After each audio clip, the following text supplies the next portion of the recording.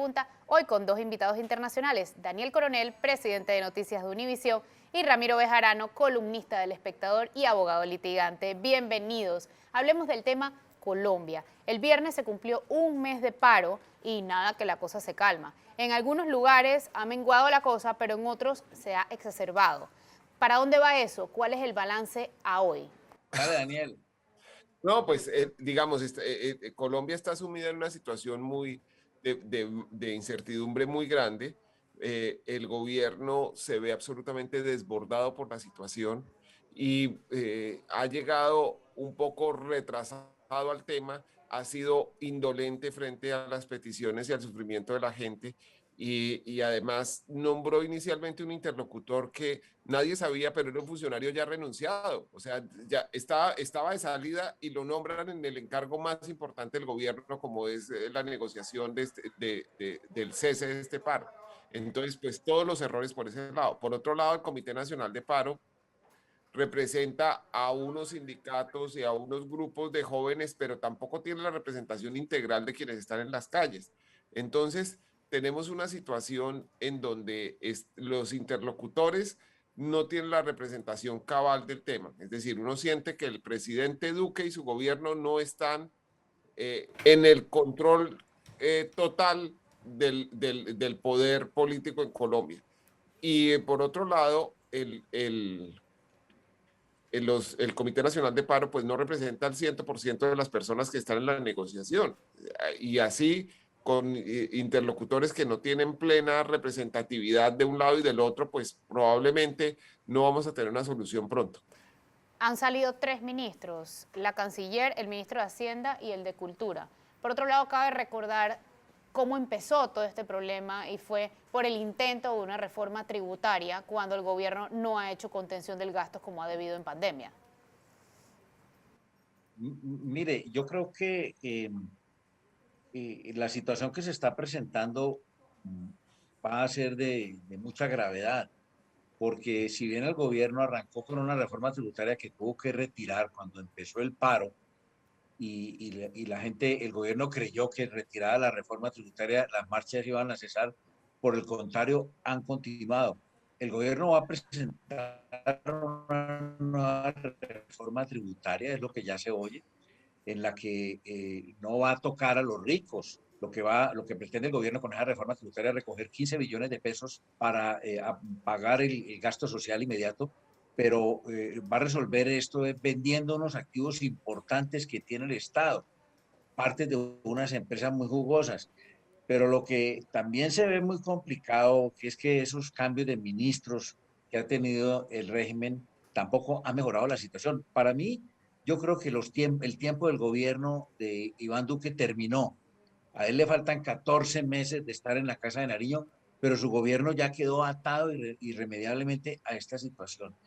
Y lo más peligroso en todo esto es que el gobierno no ha descartado la posibilidad de decretar un estado de conmoción interior, que es obviamente el paso siguiente de una dictadura que se molesta con que venga la CIDH a hacer una visita de comprobación, que expulsa a un experto en derechos humanos que llega a los puestos de inmigración colombiana, no lo deja entrar, y que obviamente está en la tesis de que no los expulguen porque saben que van a encontrar los excesos de la fuerza pública, de la policía, del ejército, y entonces el gobierno, los días del gobierno simplemente es una cuenta regresiva para llegar hasta el 7 de agosto del año 2022.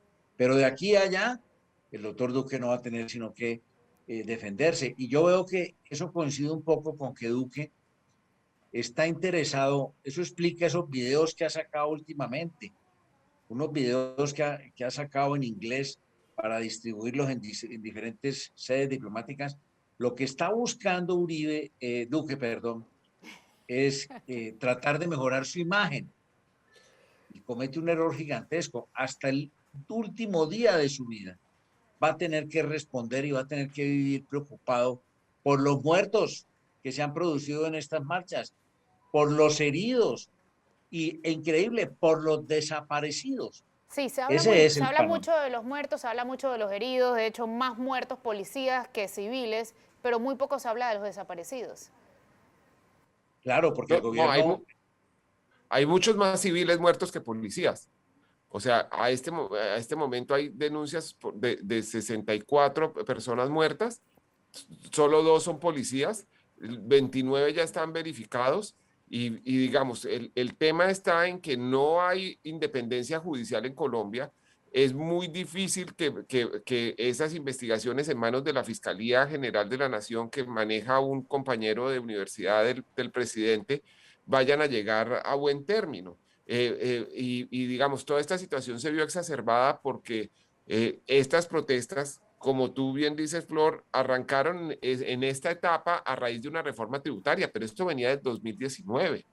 Sí. Fue un movimiento digamos, arrancó con mucha fuerza y entró en una pausa por la pandemia, pero ante el crecimiento de la pobreza, ante la falta de oportunidades creadas, en gran medida por la pandemia, que es un fenómeno común al mundo, pero además por la inacción del presidente y de su gobierno, pues terminó en esto. Y lo primero que se encuentra la gente cuando se reanuda este movimiento es que la investigación por uno de los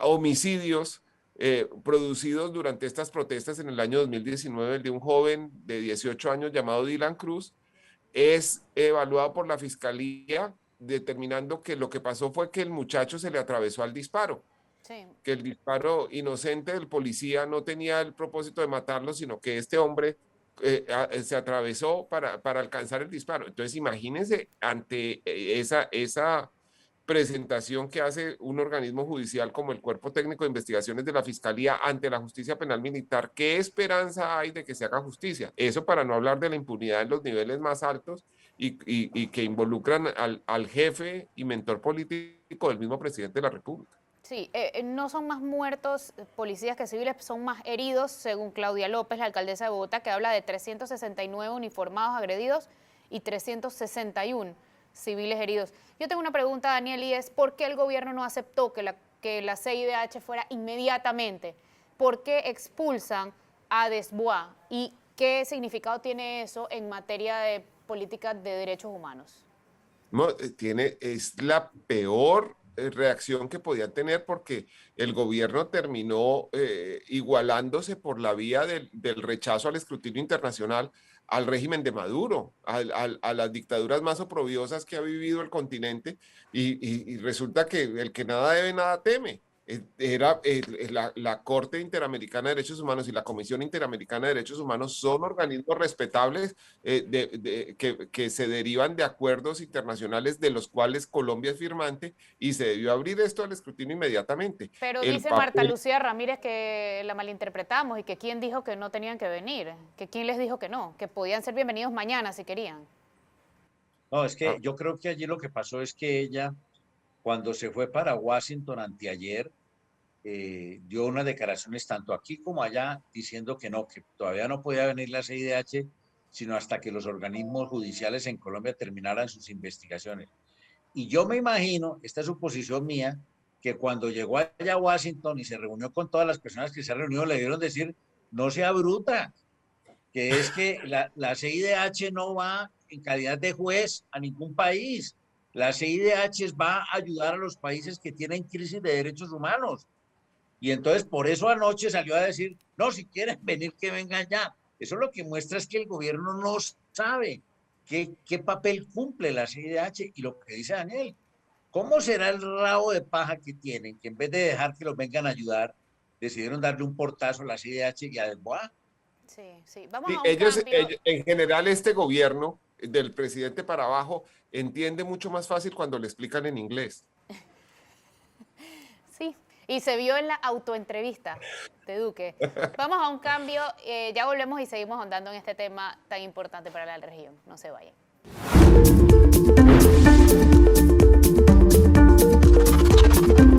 Ya de vuelta en Flor Miserachi Pregunta, hoy con Daniel Coronel, presidente de Univisión, y Ramiro Bejarano, columnista del Espectador y abogado.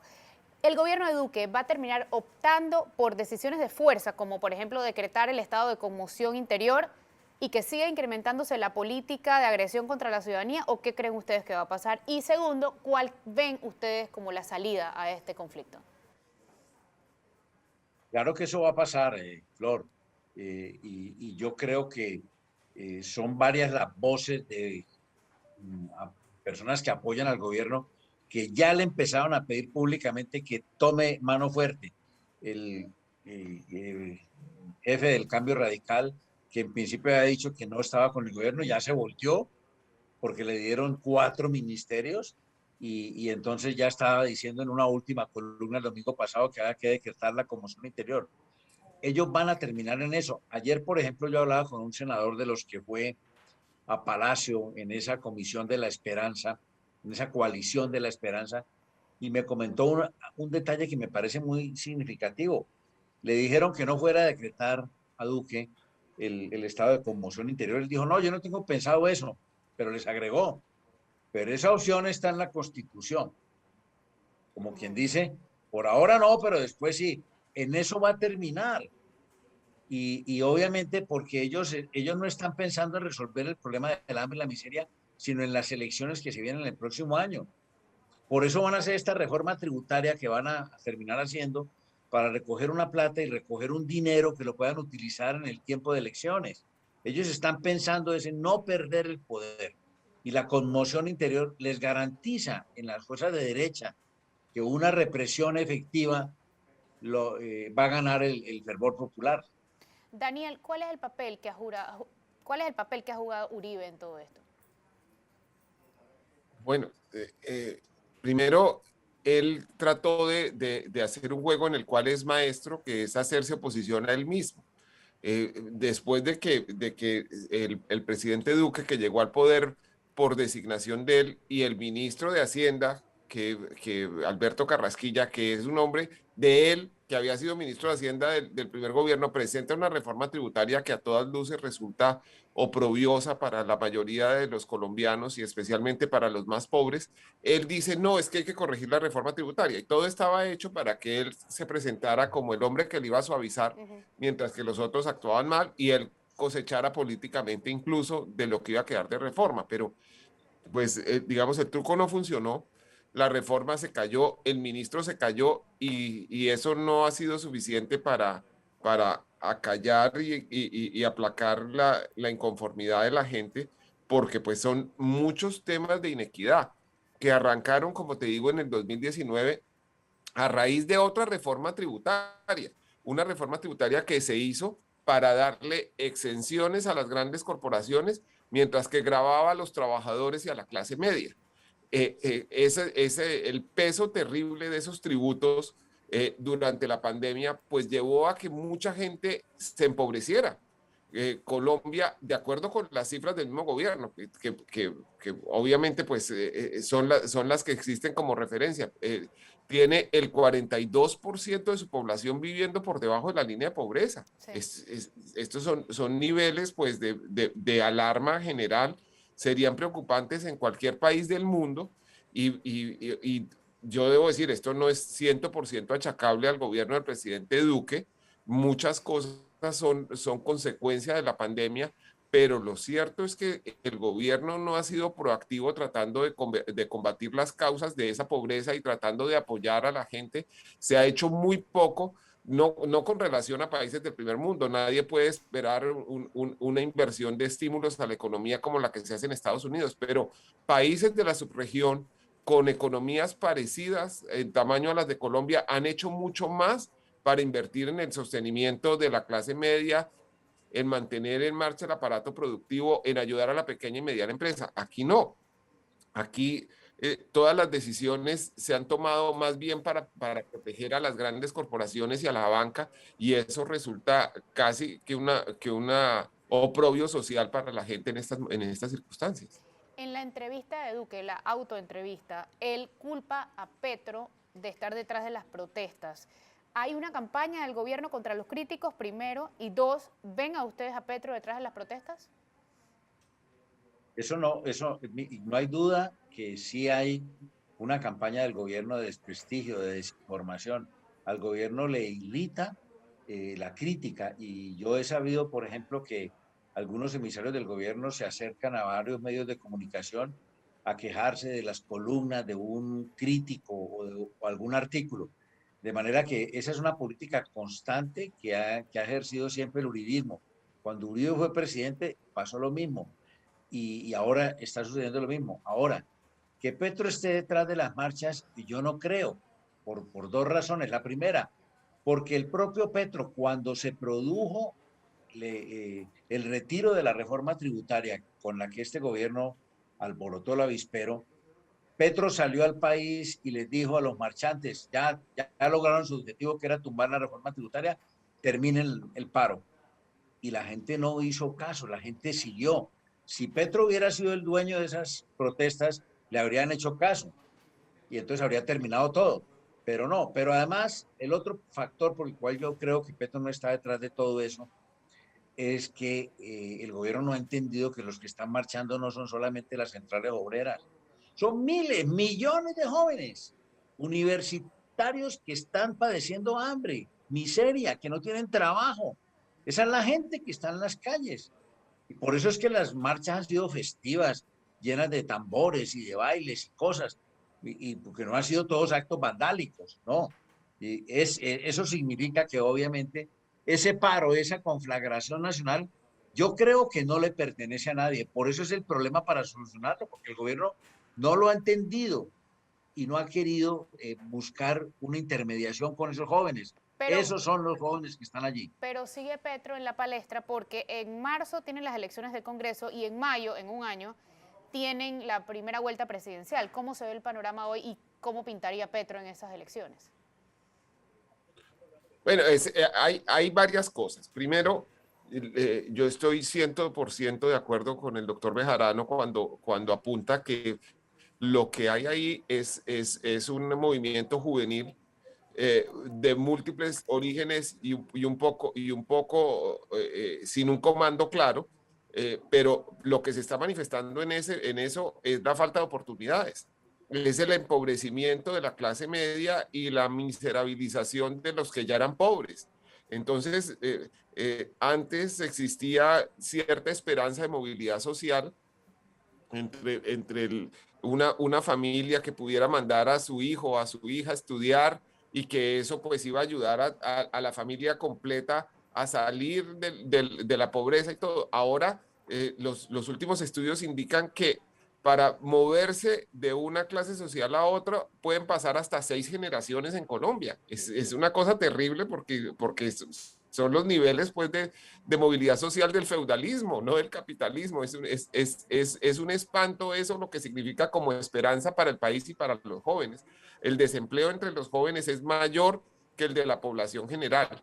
Entonces, hay muchos de ellos que no tienen posibilidad de estudiar porque la universidad pública pues no puede atender a todos. La universidad privada es costosa para la mayoría de ellos y no toda la universidad privada tiene la misma calidad, pero incluso llegar a centros educativos de calidad inferior privados cuesta mucho para una familia de ingresos bajos en Colombia. Entonces, todo eso se volvió una inconformidad y Petro no la representa.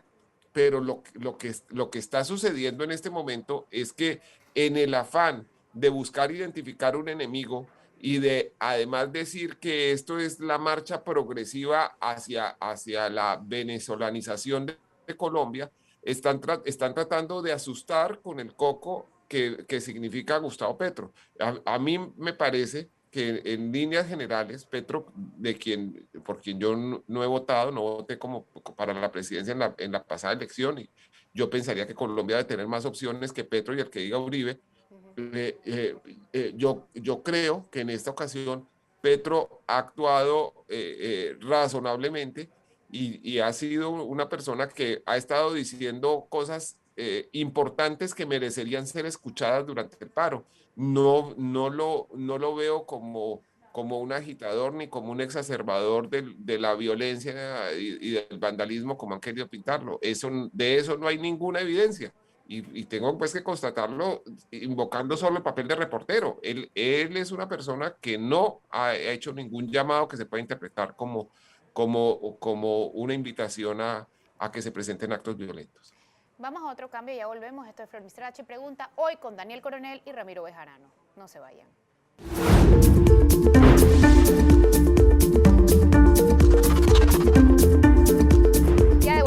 Mistrachi pregunta, hoy con Daniel Coronel y Ramiro Bejarano. La policía panameña sacó un video apoyando a la policía colombiana. ¿Cuál es la opinión de ustedes acerca de eso?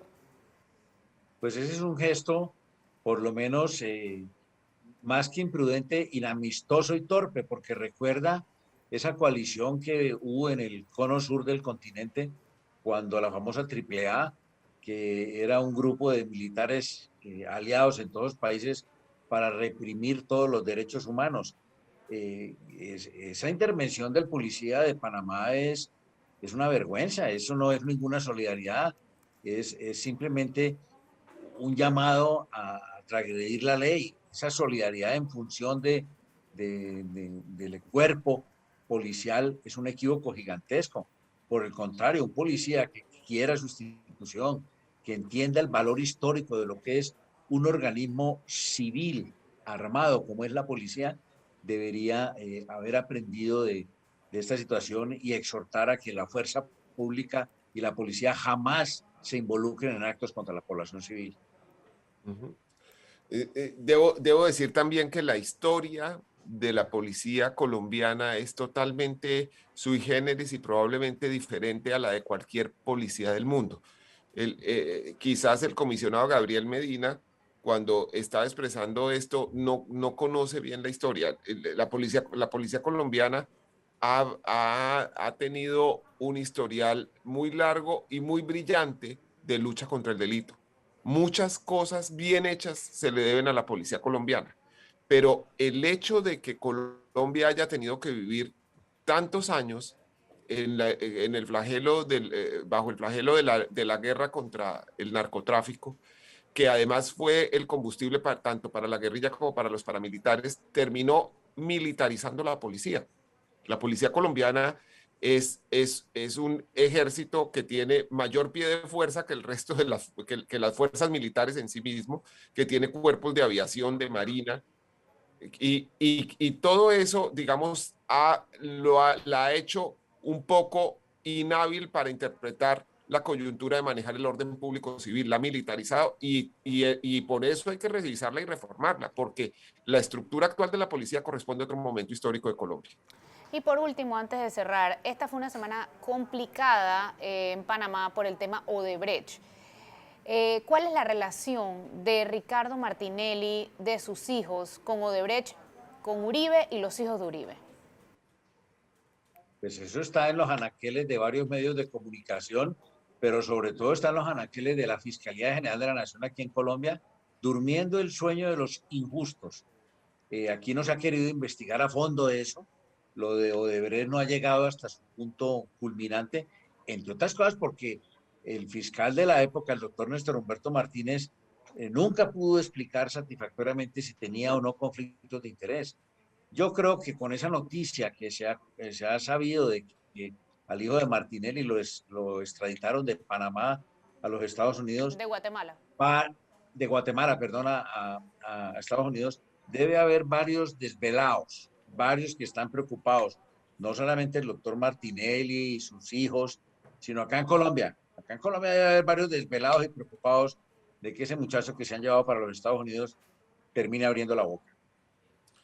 La primera vez que la palabra Odebrecht llegó a los medios de comunicación en Colombia fue hace muchos años a raíz de una reunión del hijo del entonces presidente Álvaro Uribe, Tomás Uribe, con los señores Nule, hoy presos dentro de un escándalo por corrupción en contratación pública, con los delegados de Odebrecht en Panamá. O sea, los nombres de Odebrecht y Panamá están íntimamente ligados a la génesis de todo esto, porque esas reuniones se presentaban justamente cuando se estaba empezando a estudiar las condiciones de la licitación para la Ruta del Sol. Muchísimas gracias por acompañarnos hoy. Esto fue Flor Mistrachi Pregunta, hoy con Ramiro Bejarano y Daniel Coronel. Que tengan un excelente día.